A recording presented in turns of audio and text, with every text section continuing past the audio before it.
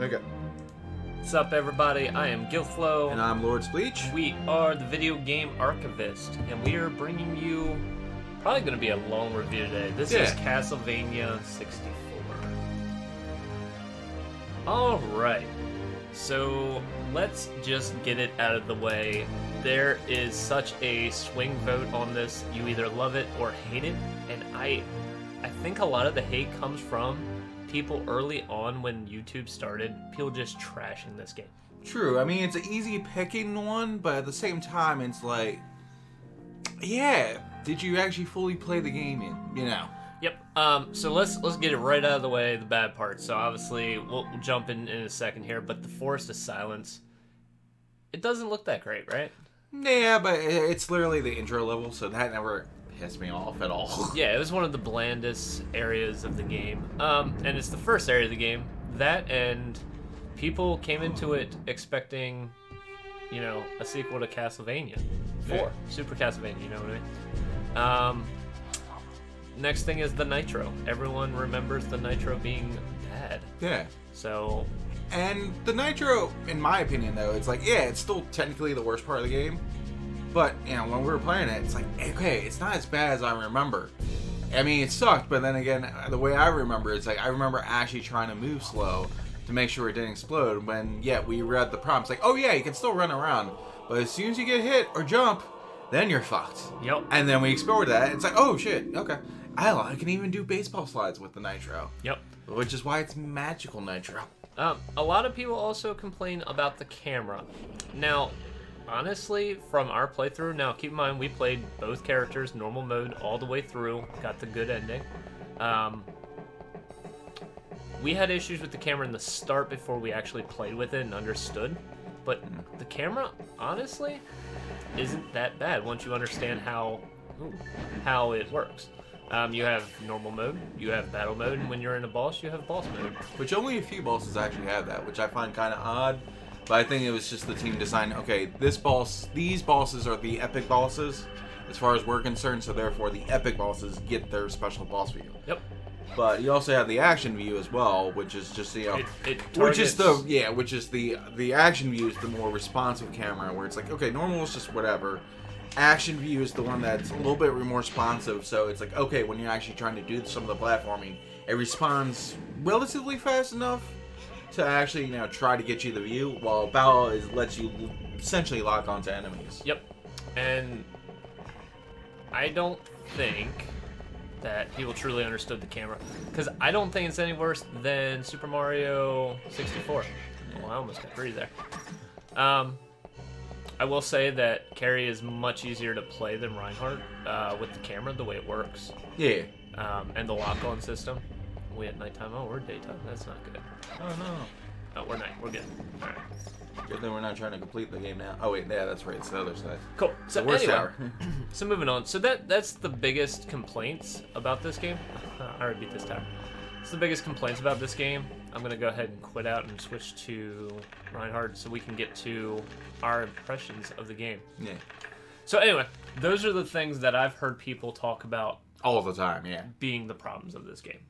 But no one actually looks at the good of this game. So the tone, the atmosphere of this game is phenomenal. Oh yeah, it's Castlevania in general. Yep. If you mess up a Castlevania, like the actual gothic darkness of it, Yep.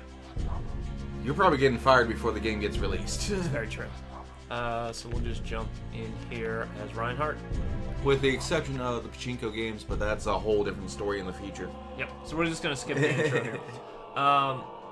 So when we played on normal, the skeleton AI was really bad, but when we flipped to hard, we noticed that they kind of got better with targeting. Also, they were more bomb skeletons too. So. Correct. And like I said, when you first start, you're going to think that there's no true way to control the camera, but there really is. I'll show you a couple things here real quick. So we're in normal view. It'll just kind of follow us around. If we switch to action view, if we have something targeted, it'll move the camera to them.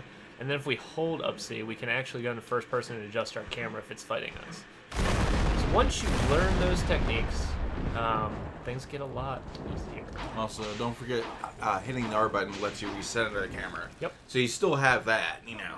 Yep. So basically, if the camera does go in a weird angle, you still have the button to fix it.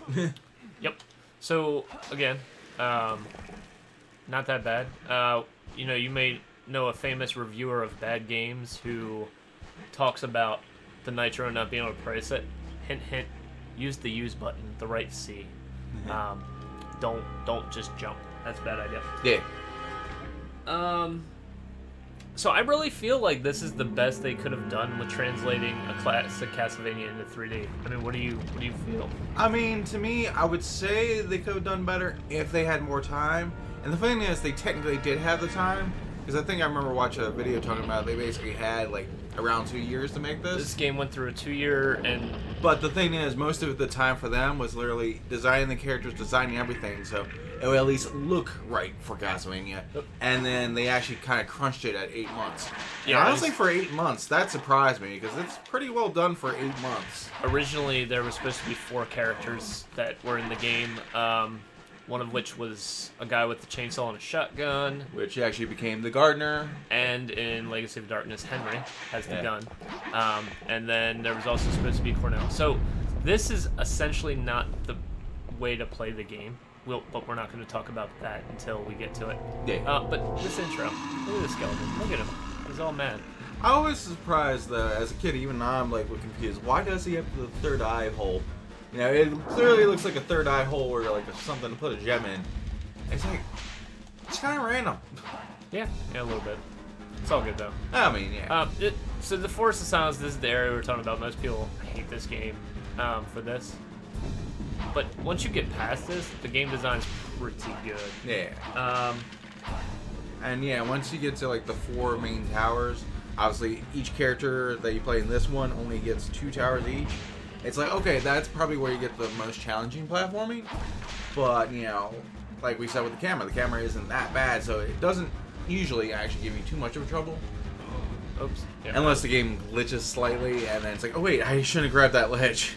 So we can talk about ledge grabs here in just a second. I want to get to that point. Yeah. I do feel the first level is too long as far as mechanisms you have to flip. Yeah, it's pretty much the part where you're just having to go down into the rivers. Yeah. There's just too many of them. It takes too long to get through it. So anyway, moving on. Let's see here. Motorcycles are the other complaint. So at the end of this level, which we're probably not going to get to on this review while I play, the boss has 2 motorcycling skeletons. And honestly, we looked at when the motorcycle was invented. They were off for about 40 years based on the game. But I'll let you take this way, Spleet. Yeah, well, then again, Dracula's always dabbled into science. So there's our times, like, I mean, if you look at the clock tower levels, like, if you look at some of the earliest games, it's like, yeah, there's tech that he definitely doesn't have. That, you know, that Dracula has and his horses have. That it's like, why do they have it in this such a time, yet everybody else doesn't? Correct, yeah. So just keep that in mind. Yes, it's 40 years in the future, but it makes sense. Yeah. Plus, to me, I always thought it was kind of cool to see riding skeletons. So I think overall, like, cutscenes and everything were done in-game. So what they did really well with was cutscenes minus the one where the vampire comes in. There's a table in the room. And then suddenly, there's not a table in the room. Yeah, well, to me, it's not much of a complaint. It's just kind of funny that it's like, okay, it's finally, it's just noticeable because obviously they removed the table real quick just for the sake of letting you be able to fight the vampire. Yeah. Other than that, they just didn't think of an actual workaround that made sense continuity-wise, but yeah, it's funny. No way. Grim died, dude. Gotta go. Alright, anyway. Now, you've noticed I've been picking up power-ups. My whip's now longer, stronger, better in every way. There's a bomb skeleton after me. Those go away upon death or save and quit. Either or. So just keep that in mind. Yeah. Which I know some people don't like that, but that's definitely, you know, it's like, that's just in general the classic Castlevania style. It's 3 power-ups. Later in the game, they drop less often. But it's really not that big of a deal. Yeah. Okay, some bosses might take a little longer, but that's about it. Technically, there still is wall chicken. If you didn't notice me just grab out of there, that's definitely small chicken. It's just you can't destroy the wall to find the chicken anymore. Yeah, that would have taken them probably longer to figure out. How can we make destroyable sections of wall? So they just limited to the lanterns in general. Yep. So I'm gonna let you talk about the garden maze because I don't think the garden maze is that bad, but you did not have fun with that. The thing is, it is actually not that bad. It's just with the garden maze for me when you get past the villa and everything. I just had rough times with it as a kid. That was the main thing. It was like, yeah, you have 2 hellhounds you can't kill. You can at least knock them down for a little bit, and at least the game gives it, because this game, actually, unlike most Castlevania games, you actually have 3 weapon sets, which is your main weapon, which with Reinhardt's the whip, Carrie is the Carrie with the energy ball. And then you got, their short range weapon, which is short sword for Reinhardt or dagger, and Carrie is her rings of magic. Mm-hmm. And then you have the traditional Castlevania sub weapons. But I'll give it to them for at least the Hellhounds, since they're designed to grab you and hold on to you, so the Gardener, aka the Frankenstein monster, can grab you and kill you. But the fact is, it's like, at least they give you an option to actually smack him with a shorter weapon, so you can at least escape that. Yeah. But I know as a kid, you're probably not thinking that, and you're just freaking the fuck out. Alright. And yeah, it's hard to fucking even knock down the Gardener without wasting too much effort on it. Yeah. So we're going to talk about this, because this is the one thing I do agree with. Most people's complain about this game. Ledge grab detection is not the best. Let's see if we can get it here. Yeah, I've definitely, well. And then you push up. So when you grab the ledge, right, don't push side to side. Just let go of your stick and then push up, and it'll do it. So of course, at the same time. Yep, and there we go. No, but at the same time, when it comes to that, like, let go and then push up, that is just the mechanics, back in the day with the early 3D. Is like, sometimes, hey, you're still going forward, so all of a sudden it accidentally registers it as you trying to move to the side, depending on the camera angle. So that's all the negative I really have about this game. We can talk about the end game. So most people never make it past the Nitro. Yeah. Most people got frustrated with that. Understandable, though. And it's honestly not that bad. It takes patience, and a lot of people at the time didn't have patience for it. Oh, yeah. Castlevania is a fast-moving game. Yeah. So Tower of Silence, Tower of Sorcery were both fun. Tower of Sorcery and Science are obviously carries. I did enjoy the platforming on Sorcery. Now, Reinhardt has the dual tower, and the Tower of Execution. They are not as much fun as carries, but again, Reinhardt's the harder character. Yeah, I will say Execution ain't that bad, but dual tower, it's just funny when our playthrough, we had more trouble with the platforming and that going to the ledge grab detection than the duels themselves. They were pretty easy. The ledge grab detection is really what makes it a challenge. The Dracula's in this, without giving too much away, awesome throwback. Definitely an awesome throwback. Yeah, because I like how they did something that was more traditional but still working in the 3D environment. And then when you get into the second fight, then that's like, okay, we worked with the 3D this time. Actually work with it to upgrade it for the 3D. Yep, and then the final form is just amazing. So that's all we're going to say about that. Really cool thing is there are different levels for each character, so if you play one, there is the replayability of the other. And hard mode does add some more challenge. Carries easy mode on normal.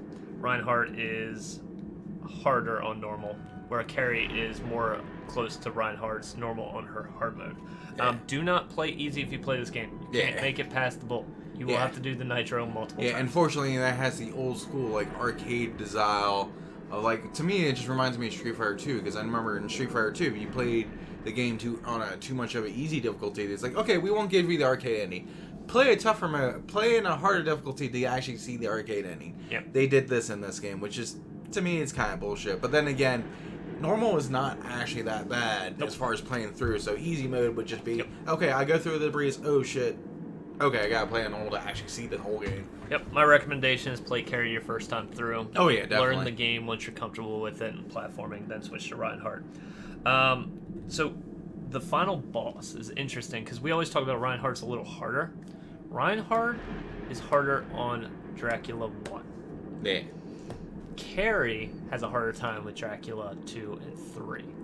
Which is very interesting, the difficulty flip with those two. Yeah, and of course with, it was mainly, obviously, you were playing Reinhardt on the final Dracula fight. And it was just like, yeah, because I remember playing Reinhardt, like, when I first played and actually got that far to get to the final Dracula fight. And I was like, okay, when I'm playing Reinhardt, I kept playing too much keep away. It's like you find out, oh shit, you gotta get in close to really fucking do damage and actually get through it. Yep. So a couple more additional notes I have. I've been watching some videos. Obviously, I talked about the reviews and what they trashed this game for. So watching the speed runs is really cool because you learn that day and night actually affects enemy health, specifically vampire health. So setting it to daytime makes your vampire fights much faster. There's also a trick with the bull. We noticed on our playthrough with Carrie, the bull just kind of exploded. There's a reason for that. You must have destroyed the heads. Yeah, I destroyed the head and the body. The whole thing. So if you use holy water on the bull when it backs up and shoots its beams, you'll melt its backside off, and then when you hit it again with holy water, it'll explode the back half, and the bull will sit there and cry and crawl, and makes it a really, really easy fight. Yeah, it's kind of funny though. It's like, but if you don't do that, it just explodes the bull to half health, which is like, I mean, I know with Reinhardt we exploded him more than half health, but it was just funny with the Carrie fight. It's like all of a sudden half health, he's dead. Yep, kept hitting his head. Which is like, yeah, that could have been designed better, well, just to actually have a full fight, but yeah, it was kind of funny anyway. Yeah. So we played this game for about 10.5 or 11 hours. We played through both characters on normal, a little bit of hard with Carrie just to see if that difficulty truly did grow. Yeah. The main difficult thing in this is the platforming, the ledge grabbing, if it detects. Yeah. I had a lot of fun playing through it. I don't think this game's bad in any way compared to what people make it out to be. If you remove the name Castlevania, you just put Dracula Apocalypse on it and didn't tie it to the Castlevania series, I think people would really love this game. Of course, technically that's the Japanese name, but... Yep. But their Castlevanias were Dracula over there, weren't they? Well, for them, it was usually Demon's Castle Dracula. Gotcha. And it was like only a few games decided where they said, okay, let's do it internationally across the board as Castlevania. Yep. So that's all I have on my notes to discuss. What do you got? Anything else? Right now, it's basically, actually, now it comes to the platforming. The clock tower in this game. Surprisingly easy compared to previous, like, classic areas. Yeah. Like, it's literally the castle, it's literally the Rainbow Road on the Mario Kart 64 of clock towers. Well, where it's actually... The challenge was their individual towers. Yeah, that's true. But it's just funny how the clock tower did decide, let's make it easy. And who knows, that could have been for Crunch. They decide, okay, let's make it easy just to get you the final fight. Yep. But I still found that funny. I'm just trying to look at my notes. I will say it's nice how they have unlockable costumes in this game. Yep. And it's just like, oh, find the item, which I kind of like that, where it's like, okay, you find the special items and beat the game with them. It's like, it's not some weird time difficulty or whatnot. No. It is, they are not, I don't want to say they're well hidden, they're challenging to get to. No, mainly it's the individual tower ones. Yeah, the first one Tower and 2. the Forest of Silence. It looks scary at first, but even as a kid, like the first time I rented this game, I got Special Crystal 1. That's how you unlock hard mode, yep. Oh, that's how you... Okay, That's so it's Special Crystal 2, that's the costume. Correct. Yep. Okay, I did not know that. Anything else you got before we go into the ratings? Right now, I'm just looking at this, and it's like... Oh yeah, as far as the platforming goes, I do like the fact that this game does not have the usual classic knockback they used to in the old games. Yep. There's only a couple sections where, like, the Medusa heads and Red Skeletons. Yeah, and it's basically because they knew if they forced you to always have that knockback, this game would have been a lot harder that way. So that was nice. Yep. All right, so let's move into how we rate the games. There it is, with 100 being perfect. You go from one of the greatest from the 90s, 80 is a great game, 70 is a good game, 60 is an okay game, 50 to 59 is better than meh, but you can play it. 50 is there's nothing special, it's not good or bad, and then you go all the way down to 1 Superman 64. A little bit of foreshadowing there. It's a horrible game. Yeah.